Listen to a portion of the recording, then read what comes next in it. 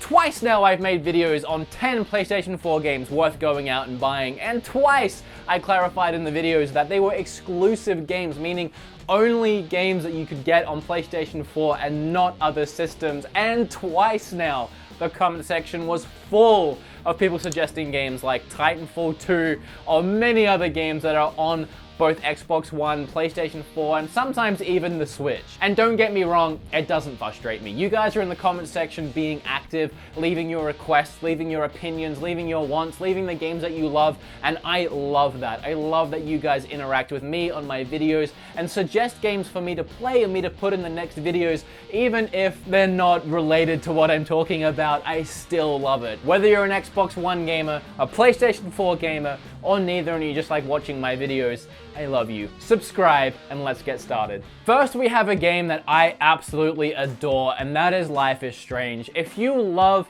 Telltale games, if you love point and click kind of games, y'all know me and you'll know that I love both of those so much.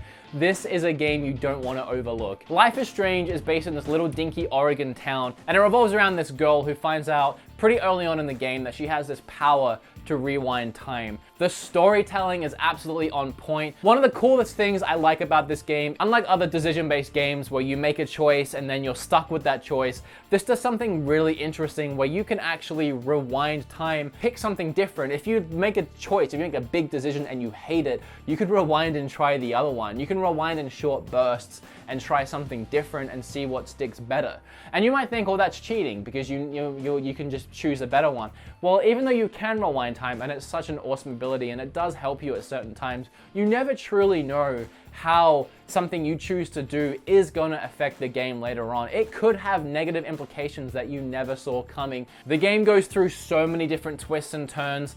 The game that you think you're playing in the first chapter will completely change your perception on the game in the second chapter, and by the time you reach the end, your mind will be ready to blow. You'll be thinking about this game for the coming weeks, the coming months. It took me a long time to get this game out of my head once I finished it. It has a prequel coming, and I hope to God a sequel coming because I really enjoyed this game. I highly recommend it. It's on Xbox One and PlayStation 4, and I think it's about 20 bucks on both systems, so pick it up. Next, we have a game that was actually a birthday present for me last year, and that's Titanfall 2. A really close friend of mine, Mikey, picked this up for me for my birthday because he knew I didn't have it, and the reason why I want it on this list is because, I mean, we all know Titanfall came out. I don't feel like as many people picked it up and played it because it came out the same time as a new Call of Duty game, I'm pretty sure, but something that I love about this game is the story, the single player campaign. It's honestly really good, and I don't know how much of a common knowledge thing that is, but the single player campaign is so fun. It has a great story with, again, I was going to say great characters, but honestly, just the Titan. The Titan's really cool. It's kind of like Optimus Prime in a way, the way that it sounds and the kind of connection that you have with this thing. It tells a really fantastic story, but it's actually a really fun game to play. The way the mechanics of this game plays, even multiplayer. Multiplayer is so fun. It's one of the funnest first-person shooters you can play. Whether you're grappling and swinging or running on walls or pulling off amazing shots or sliding and shooting and wall running and shooting, and when you pull off like combinations of really badass things and kill a bunch of people, it's really fun. And then when you build enough points, your Titan falls from the sky and you get in Titan fights. Honestly, as far as a first-person shooter goes, this one's really fun. I'm usually not super into them, but no matter when I play this, no matter when I pick it up and play it, I always have a good time. At least give it a shot, if anything, for the single player, because the game is getting cheaper now, and it's honestly a story worth experiencing. I'm serious, it's fun. A little while ago, I did a mini review on this game on my channel, Song of the Deep. I love this game. It's really unique. It's a GameStop game, which is weird. I'm not even sure how that works, but GameStop somehow made this game with Insomniac Games. I'm not sure how that works. I'm not a smart man, but this is a GameStop game. And then the next one they made was, I'll just pull it out rather than point to it, Has Been Heroes, which I didn't like as much, honestly, so let's not put it in this video. Let's not break it either. But this game is really fun. If you like Metroid or Metroidvania style games, you go around these dark caverns and you explore and you find unlockable weapons in different areas. It's pretty much, the best way I can describe it is Super Metroid, but underwater in a submarine. Actually, it's kind of more like Blaster Master Zero. If you guys played Blaster Master Zero on the Switch, it's very much like that game as well. So if you like Super Metroid, if you like Blaster Master Zero, if you like games like that in general, this game is so cheap. It's like 10 bucks in America, and you can buy it physical Fantastic. Next, we have Bioshock Collection. This is the only collection I want to put on this list this time, and that's because I'm a huge Bioshock fan. These games are amazing. The second one, not so much. I didn't like the second one. I believe it was made by a second team of people. What made the first one so great was this power, this feeling of just being powerless, of being helpless. Eventually you could start unlocking enough cool things that you had some kind of power. But at the start of the game, you just were just scared. I was just scared from the start because I felt like everything, even just a dude with a knife, was stronger than me and more overpowering than me. And then when the big daddies came along, the big daddies were a force to be reckoned with, and they were freaky. When you heard that sound of them walking in the distance, or you knew one was close, or you saw a little sister, you knew the big daddy was nearby, those little sisters were creepy too. The entire game was creepy. And then the twist at the end was just totally, for me, unexpected, and such a cool twist, the thing that they did with the entire, yeah, if you've played it, you know what I'm talking about with that. The second one screwed it up because it made you the big daddy from the start, and you were just overpowered. It didn't really feel the same. I didn't like it as much. But then the third game brought it back to what made the first game so amazing. It had parts that made me feel uncomfortable, but it definitely wasn't as thrilling. It was more of an action-adventure type game. It drew so many parallels to the first game. If you were a fan of the first one, and if you played this third one, I mean, so much. I mean, the game starts in a lighthouse. Instead of going down into the water, you shoot up into the sky. You have a similar experience where you see the world that you're about to spend all your time in, and it's just magnificent looking. The game is incredible and it's really fun, but the reason why I'd recommend picking up the collection is because if you're like me and you played especially Infinite, Xbox 360 or PlayStation 3, it didn't look great. It really didn't. That was near the end of that generation, and we all know that like games always look better on PC. Even now they look better on PC, but near the end of the 360 generation, the games, they were starting to look really bad compared to the PC counterparts. They just were. And this game, and Bioshock Infinite, I remember my roommate was playing it on his high-end PC in the room next to me when I was playing it on my 360. I got so crushed when I went into his room and saw the textures, saw the resolution, just saw how much better and cleaner and crisper it looked. It honestly looked so much better on his PC, and this looks damn near close to what I saw back then. This is definitely a better way to play it. It's such a beautiful looking game, and I really feel like the experience of how great it looked was ruined on the 360, at least for me, because I saw the comparison so closely down the hall. And obviously graphics don't make a great game, but when it runs better, plays better, and looks better, it's a fantastic game, and I recommend picking up this collection, especially if you haven't played any of these games. As far as story goes, I'll admit that Dying Light leaves a lot to be desired. But if you're looking for great storytelling, it's not in this game. This game is about fun multiplayer action, or co-op action, I should say. Set in a town completely in ruins and overrun by zombies, it's honestly fun just to play on your own. But getting friends in your game in this, it's one of the best co-op experiences I've had. I played this game with D, I'm pretty sure, and I can't remember who else it was that I was playing it with at the time back then. And it honestly is such a great co-op experience. I have another game on this list that's on the list purely for a co-op experience because it's so hard to find amazing and fun co-op games these days. Everything is just, it's so multiplayer focused or single player focused, and I feel like great co-op experiences are really lacking. Get a few friends in this game, start kicking some zombie ass. It gets really, when it gets nighttime or whenever it is, where the badass zombies come out, and you'll start running from these things because you do not want to get caught by one because they're impossible to kill and take down, and they'll just demolish you as soon as they touch you. But if you haven't played it and you do have a few friends you can get together, I recommend it. Again, people that have been watching this show for a while will probably know that I'm a hardcore fan of a few things, and one of them is the Devil May Cry series. So the DMC game that came out on the last generation, that had a definitive version put on the PS4, and I recommend picking it up, whether you played it initially or not, especially if you didn't. This is a really, really fun game, and you don't have to have played the other games to get engrossed in this game, because it kind of tells the story of how Dante became a devil hunter, a devil killer, how he had his relationship with his brother kick off. I know my friend Alpha Omega Sin doesn't like this game, which is heartbreaking for me, so it's hard for me to say that everyone will love it because he's a fan of the old DMC games as well, but I love this game. The combat for me is the best part. It was so creative. It felt so true to the original Devil May Cry games for me. As someone who played through 1 and 3 hundreds of times growing up and even hundreds of times since, this game nailed like a current iteration of this game. It did it so much justice and added so much. You had to hold the left trigger to use the angel weapons, I believe, and the right trigger to use the demon weapons,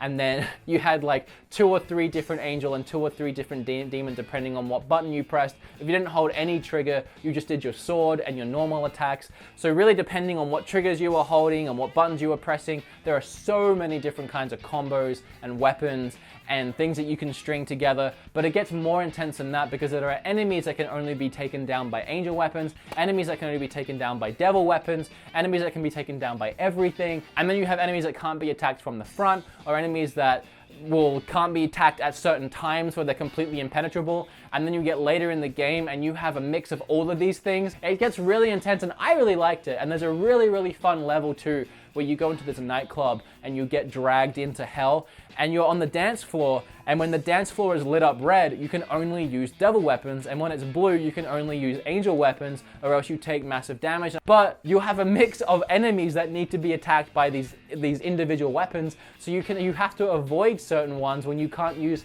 It's so creative, and honestly the gameplay and the level design and the visuals and the story and everything I felt was really inspired and really creative, and all the characters were so big and personable and the bosses were so insanely crazy. I thought this game was amazing. I still think this is one of the best entries in the Devil May Cry series. It's way better than the second one for sure, and I would even take an argument that it's more fun than the first or third.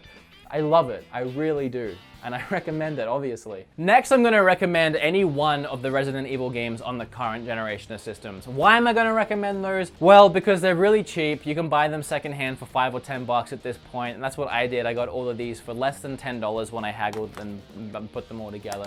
But the reason being is, I mean, Resident Evil 4 is a fantastic game, and obviously you should play it in general. But the other game that I was talking about as far as a great co-op experience goes is Resident Evil 5 is still the best co-op game I have ever played with a friend.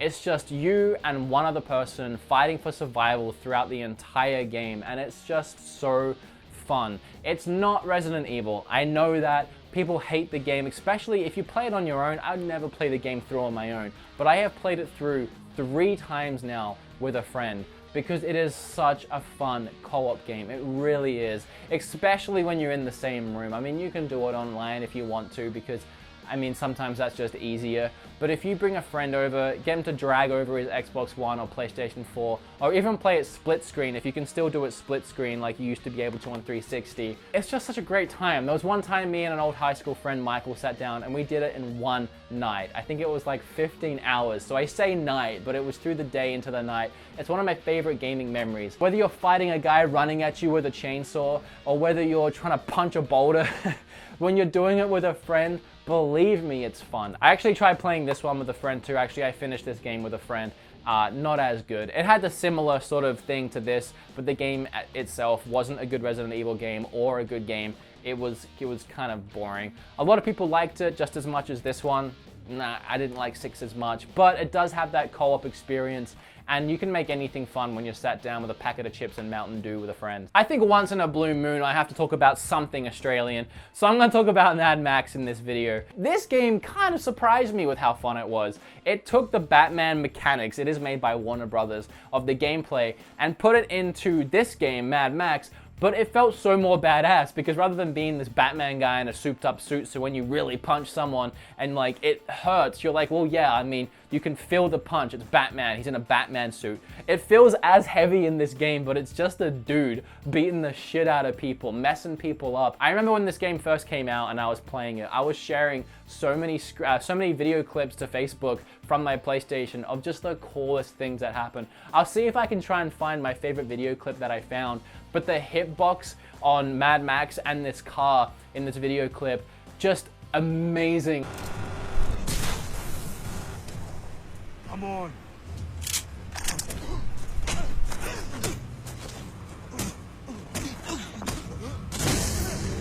Its tire just misses my head, and I'm just stood there after, literally in the game and in real life, going, That was badass. I've had some of the coolest moments in this game. Next, I like to keep these lists as varied as possible, and I realized putting this game on the list is very similar to Life is Strange, so I do apologize for that, but you need to play Wolf Among Us. Honestly, whether you like this style of gameplay or not, if you love stories in video games and storytelling in video games, and you can play anything as long as it has a good story, but you don't like the point and click, please just give it a shot. This story is so deep. This game is brilliant. I don't know what else to say. Brilliant. The storytelling is absolutely on point from start to finish. From the moment you start playing, you will have so many questions. This game answers all of them, whether or not it's right away or 3 chapters later at the end of the game, and it really only leaves you with one big question right at the end, which is just enough to make you want a sequel so bad. Again, you make decisions in this game, and in this game,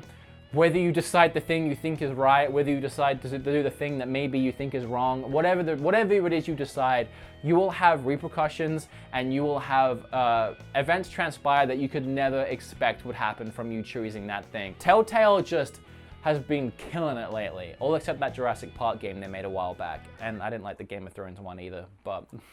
Next, we have Rocket League, which is a game that's on PlayStation 4, Xbox One, and eventually now apparently going to be on the Switch. I'm sure a lot of you have heard about this game by now, but with it coming to the Switch, if any of you out there are just Nintendo fans and you haven't had a chance to play it, I recommend picking it up when it does eventually come to the Switch. The concept in itself sounds fun. I think it's hard to disagree with the fact that little, almost like remote control cars jumping and bursting around this map and hitting a giant ball into a net. I think it's hard to disagree that that sounds fun, but it is so much fun once you play it. Whether or not you're running up a wall and you flip into the ball and make that go into the net, or you and your friends line up a perfect shot and bounce it off each other, or you pull off that perfect deflection and save the team from having the other team goal on you, it definitely gets really intense. I haven't played it in a while now, unfortunately. I'm looking forward to getting back into it when it comes out on the Switch, especially with it being cross-play with Xbox One and PC, I believe, which is crazy. But when I first had it, I played that religiously for a while. I entered the championship tournament esports thing with 8-Bit Eric, Jay, Billy, a couple other people. I can't remember who else was on my team, but we didn't get past the first round. We got absolutely creamed. But that's how much I was playing it and enjoying it, is we thought that maybe we could participate in that, and we definitely couldn't. But guys, that was just me going through my collection of video games and pulling out some that I thought you guys would enjoy, that were on both platforms and sometimes on the Nintendo Switch. But what do you guys think? Do you have even more that you could recommend me going out and buying? I might actually have it. I have a lot of PlayStation games, but these are the ones I chose to talk about. But let me know down below what your picks would be. Let me know what you think of my picks. I almost dropped Mad Max. He wouldn't have liked that. And I'll read them and I'll reply. And if you want to get involved in the Beat 'em Ups community and you want to talk to me more personally one-on-one outside the videos, remember that I have a Discord chat now, and you can see that link in the description and pinned to this video. Remember to like the video because it makes me so happy. Remember to subscribe because we become best friends. And if I can leave you guys with one final thing, and I haven't thought about what that one final thing is yet, so let me think about it. You know what? I can't think of anything.